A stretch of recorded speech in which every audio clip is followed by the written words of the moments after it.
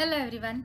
So we have finished with chapter 11, chapter 12 of first paper, that is science 1. Now I will be taking the first chapter of science 2, that is chapter 15, life processes in living organisms. Okay. First, the can you recall question. How do the digestive system and the respiratory system work? This you had studied last year. The digestive system provides us with different nutrients which are essential for the normal functioning of the cell. Okay, what do the cell does with it? It produces different types of compounds.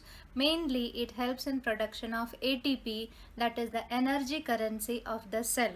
So the energy which is produced in our body is in the form of ATP, and the source is glucose, which we get from the food we eat, that is from the digestive system. Now the glucose inside the cell, it reacts with oxygen to form carbon dioxide, water vapor and energy, that is cellular respiration. Now where does the oxygen come from? The oxygen comes from the lungs. Okay, from the air we breathe in. From the air we breathe in, oxygen is absorbed by the blood, and from the digestive system glucose is absorbed by the blood, and the blood carries glucose and oxygen to different parts of the body. Okay, different parts of the body to each and every cell, and inside the cell ATP is produced with the help of that glucose and oxygen. Okay, so this is how the digestive system and respiratory system works. Now, circulatory system is working in coordination with all the systems. For example, circulatory system transports, okay, the different nutrients and oxygen. So circulatory system, that means the blood, the component of circulatory system, blood, it absorbs oxygen from the lungs and it absorbs glucose from the digestive system, and it is carried to each and every cell. So the respiratory system, circulatory system and digestive system are working in coordination with each other. Other systems are also working in coordination with each other. In the first part of this chapter, we are having the study of transportation. Transportation in plants. Transportation means the food which is produced in the leaves. Okay, you know that in the plant body the food is produced in the leaves.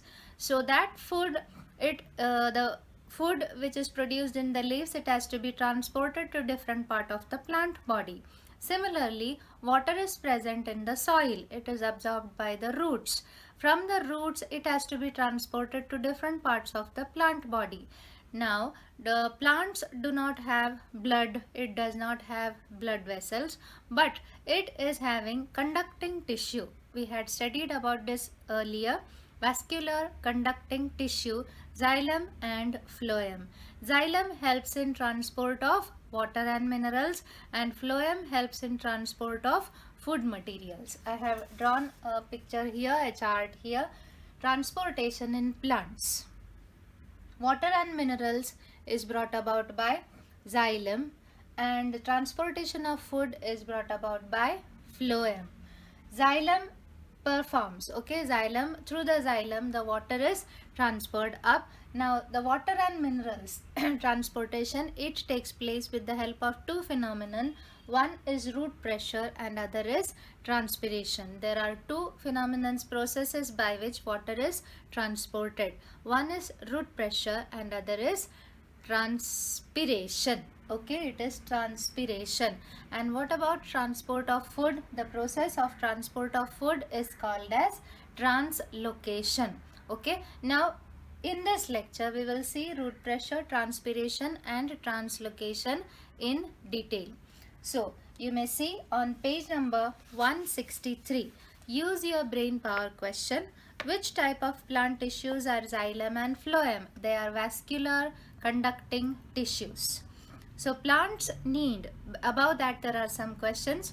Why do we eat fruits and vegetables? Why do we eat fruits and vegetables?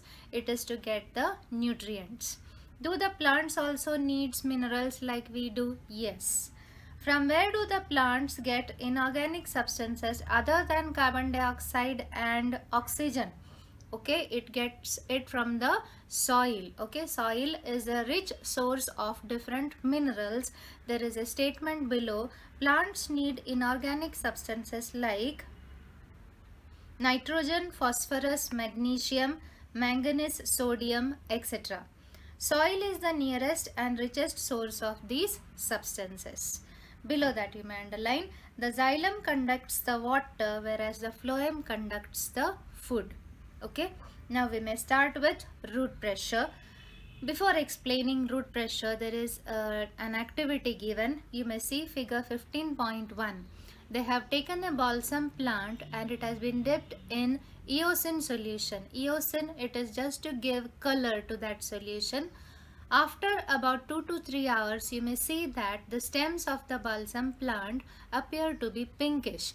Now, one of the important property of this is that it is a little translucent.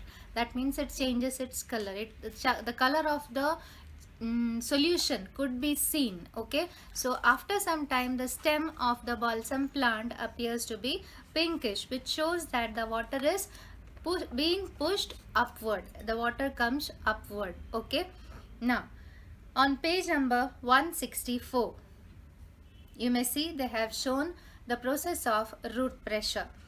Figure 15.2. You may see water is present in the soil.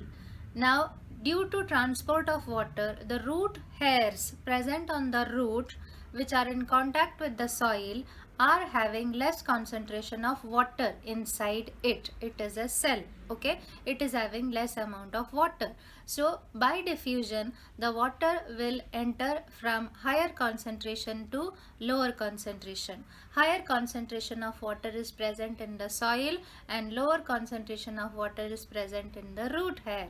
So water will pass from soil into the root hair. Now that root hair has enough amount of water. That means it becomes abnormally expanded. That means swollen. That means turgid. It becomes turgid, due to which it transfers little amount of water to the next cell which is present near it inside the plant. Okay, from that cell, okay, again that cells also become turgid. That cell also passes on the extra amount of water to the next cell. Like that, the water is getting transported from the soil to the root hair, and from root hair to the nearby cells, and from the nearby cells to the xylem. Okay, now xylem is a set of different types of vessels, okay, which transport water in the upward direction, and the water is pushed forward in the upward direction. This is called as root pressure. Okay, now I will tell you what you have to write. The answer starts from: root cells are in contact with water and minerals in the soil. Water and minerals enter the cells on the root surface due to differences in concentration. As a result, these cells become turgid. Turgid means swollen. Okay, these turgid cells exert pressure on the adjacent cells. This is called as root pressure. Till there you have to write if you are having a question on what is meant by root pressure. If you are having a short note on root pressure, then you have to write the complete paragraph. Under the effect of this pressure, water and minerals reach the xylem of the roots, and to reduce this difference in concentration, they are continuously pushed forward. As a result of this continuous movement, a water column is formed which is continuously pushed ahead. This pressure is sufficient to lift the water in shrubs, small plants and small trees. Okay. Now this pressure is enough in the case of small plants, small shrubs and some small trees. Now what about the taller trees?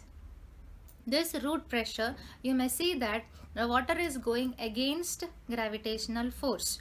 Okay, so there is a pull towards the ground, due to which the root pressure is not that enough to reach the tallest part of the plant in case of tallest trees. Okay, so in those trees, taller trees, there is another phenomenon which is acting additional to the root pressure, that is called as transpiration. Okay, now this transpiration provides the plant with a pull, which is called as transpiration pull.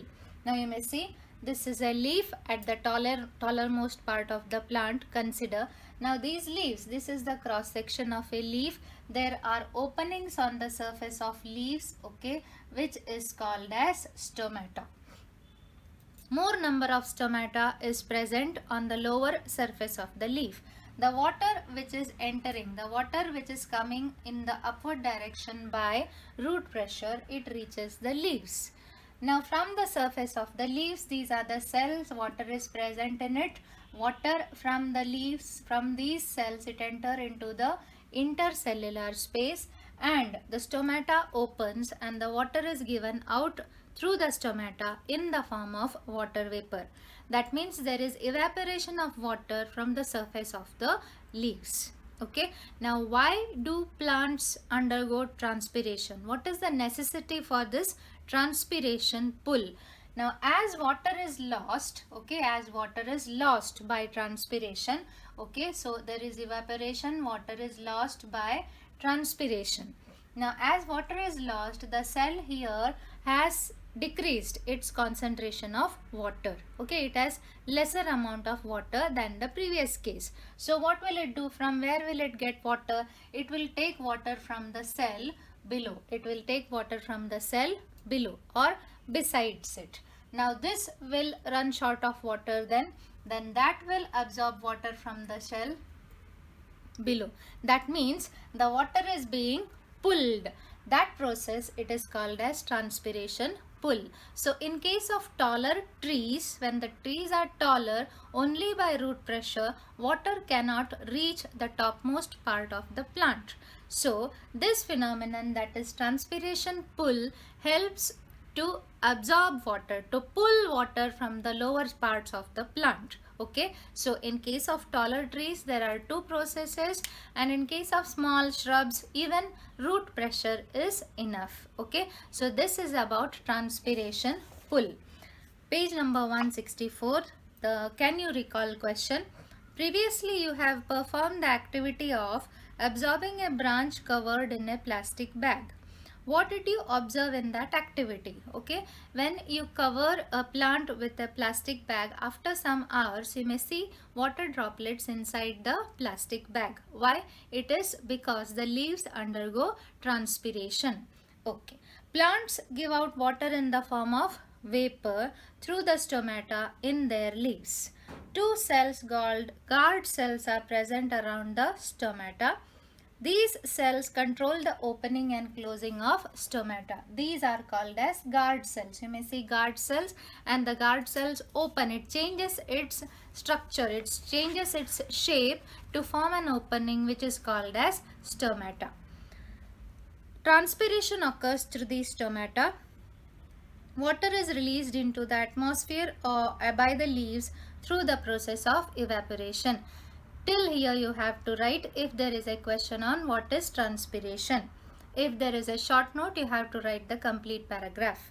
As a result, water level in the epidermal layer of the leaf decreases. Water is brought up to the leaves through the xylem so as to compensate for the lost water. Transpiration helps in absorption of water and minerals and distribution to all parts of the plant, whereas root pressure performs the important role of pushing the water during the night time. Okay. Now, page number 165. Do you know there is a box? The oak tree releases about 1,51,000 liters by the process of transpiration in 1 year. This is an objective question. Whereas maize crop gives about 11,400 to 15,100 liters of water per day. Now transpiration rate of each and every plant is different. Now we may move on to the next topic, that is translocation. What is translocation? Translocation is the transport of food to different parts of the plant body. Where is the food produced? The food is produced by the process of photosynthesis in the leaves. What do you mean by food? It is not paneer butter masala. Okay, It is starch. Okay, it is glucose which is produced inside the cell. In each and every cell, in each and every leaf, okay, it undergo inside the chloroplast, it undergoes the process of photosynthesis and produce glucose. Several glucose units combine together to form starch, and this starch is used up by the plant also to some extent, and it is stored in different parts of the plant body. It is used in some cells of the leaves, in some cells of the stem, in roots, in flowers, in fruits also. Okay, flowers and fruits also need this food product which is produced inside the leaves. So from the leaves it has to be transported to different parts of the plant. Now the difference in transport of water and transport of food is that for transport of water the plant does not need to spend energy, that means the plant cell. Okay, whereas to transport food products the cell needs to spend energy in the form of ATP.